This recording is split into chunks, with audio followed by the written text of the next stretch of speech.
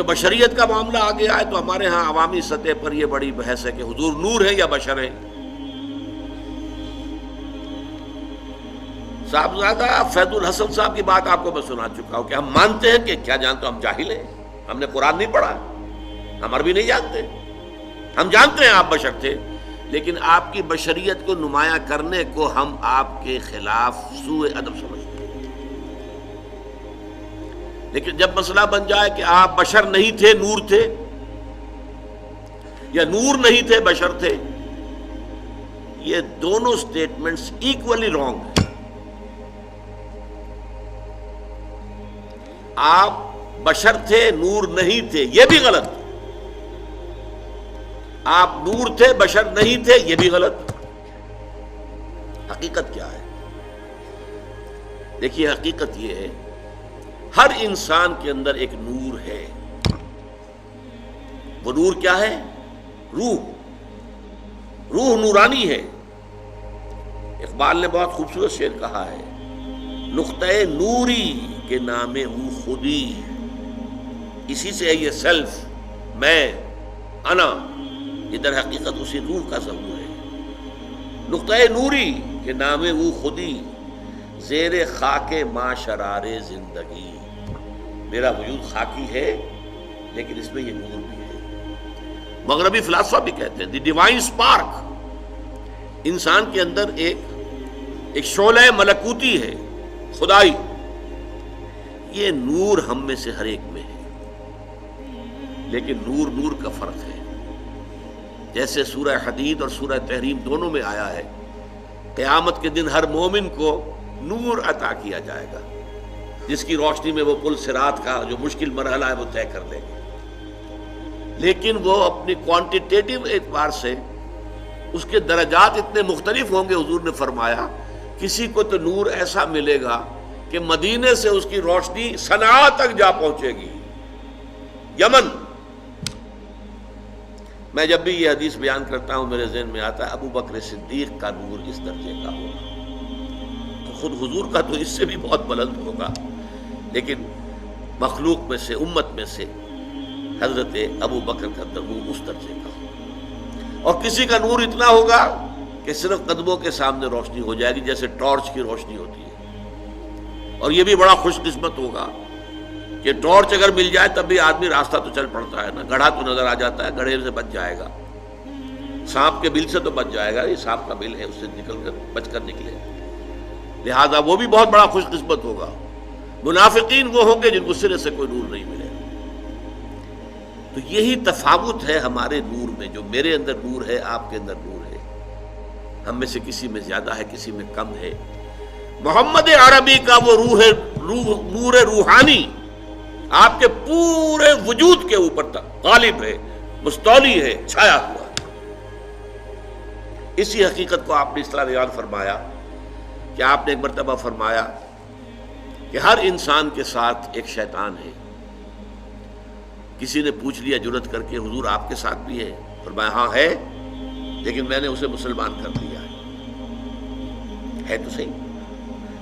حضور کی بشریت بھی ہے, بشریت کے تقاضے بھی ہیں, لیکن آپ کی روحانیت ہے اور روحانیت کی نورانیت ہے. وہ بشریت کے اوپر روحانیت اتنی غالب آ گئی ہے کہ اسے ہم کہہ سکتے ہیں کہ آپ مجسم نور تھے, لیکن نفی نہیں کی جائے گی. آپ بشر بھی تھے, نور بھی تھے. آپ بشر بھی تھے, آپ آمنہ اور عبداللہ کی اولاد تھے, بیٹے تھے. آپ عبد المطلب کے پوتے تھے. آپ ہاشمی تھے, قرشی تھے. آپ انسان تھے, آپ کھانا کھاتے تھے, آپ کو تکلیف بھی ہوتی تھی, آپ کے اوپر جادو تک بھی اثر کر جاتا تھا. یہ ہوا ہے. بشریت کی نفی کیسے کر دیں گے؟ آپ کے وار پڑا ہے تو خون کا فوارہ چھوٹا ہے, اور خون زیادہ چلا گیا ہے تو آپ بے ہوش بھی ہوئے ہیں, کیسے نفی کر دیں گے؟ لیکن یہ کہ آپ کی نورانیت جو ہے, روح کی نورانیت, روح محمدی, اس کی نورانیت نے اس پورے وجود بشری کو ڈھانپ لیا ہے. اور اس اعتبار سے ہم کہیں کہ آپ نور مجسم تھے تو کوئی غلط نہیں. تو آپ نور بھی تھے اور بشر بھی تھے. ان میں سے کسی ایک پہلو کی نفی بھی کرنا میرے نزدیک بہت بڑی غلطی ہے. بلکہ میں اسے گمراہی سے بھی تعبیر کروں گا۔ اللہ تعالیٰ کی قدرت اپنی جگہ پر ہے، بغیر کسی ذریعے کے، بغیر کسی سبب کے جو چاہے کر سکتا ہے، لیکن یہ دنیا عالم اسباب ہے۔ یہ تحفظ کیسے ملا؟ محمد الرسول اللہ صلی اللہ علیہ وسلم کو اس نوع کے شرک سے اللہ نے کیسے محفوظ رکھا ہے کہ آپ کی ذات کے ساتھ ایسی کوئی بات جو ہے وہ منسوب نہیں کی جا سکی۔ پہلی بات یہ، قرآن مجید میں آپ کی بشریت کو بہت نمایاں کیا گیا کہ آپ بشر ہو۔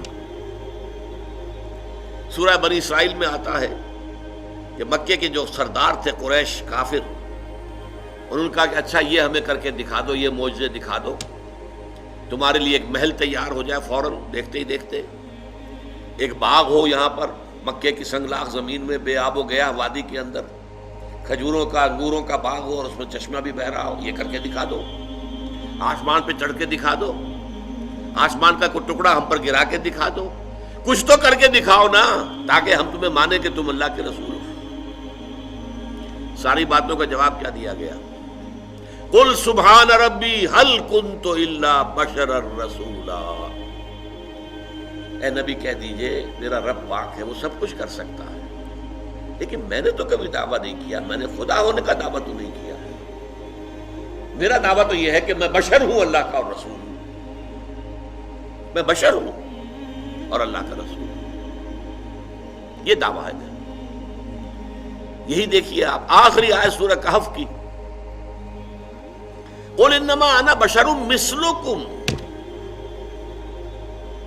اے نبی کہہ دیجئے، کان کھول دیجئے ان کے، ڈنکے کی چوٹ کہہ دیجئے، میں ایک بشر ہوں تم جیسا، یوحی الی، ہاں مجھ پر وحی کی جاتی ہے، میرا اور تمہارا جو ہے فرق ہے وہ یہ ہے، تمہارے لیے علم صرف یہی ہے جو حواس خمسہ سے اور عقل سے حاصل ہو جاتا ہے، بس میرے پاس ایک اور ذریعہ علم ہے، وہ وحی کا ہے، یوحی الی، میں ہوں تو بشر تم جیسا، قل انما انا بشر مثلکم یوحی الی، مجھ پر وحی کی جاتی ہے، انما الہکم الہ واحد، کہ تمہارا الہ تو بس ایک ہی الہ ہے، ایک ہی معبود ہے جو تنہا ہے، اکیلا۔ تو بشریت کو نمایاں کرنا حضور صلی اللہ علیہ وسلم کی قرآن مجید میں جو بار بار آتا ہے، یہ ایک ذریعہ بن گیا کہ وہ تصورات دوسرے جو ہیں وہ لا کر شامل نہ کیے جا سکے۔ اس معاملے میں سورہ تغابن کی 2 آیات جو بڑی اہم ہیں، وہاں فرمایا گیا ہے کہ پچھلی جو قومیں آئیں جن کے پاس رسول آئے، جب رسول ان کے پاس آئے اور وہ انہوں نے کفر کیا تو کیا کہا انہوں نے؟ اب بشر یہدوننا فکفروا وتولوا واستغنى اللہ، کیا بشر ہمیں ہدایت دیں گے؟ ہمیں ہدایت دینے کے لیے فرشتہ آتا تو ہم مان لیتے، یہ تو ہمارے جیسا بشر ہے، اس کے بھی 2 ہاتھ ہمارے بھی 2 ہاتھ، اس کے بھی 2 آنکھیں ہماری بھی 2 آنکھیں، اس کو بھی پیٹ لگا ہوا ہے کھانے کو مانگتا ہے، ہمارا بھی پیٹ ہے کھانے کو مانگتا ہے، یہ بھی بازاروں میں گھومتا پھرتا ہے، مال ھذا الرسول یمشی فی الاسواق ویاکل الطعام، کھانا کھاتا ہے بازاروں میں گھومتا ہے، تو یہ رسول کیسے ہو سکتا ہے؟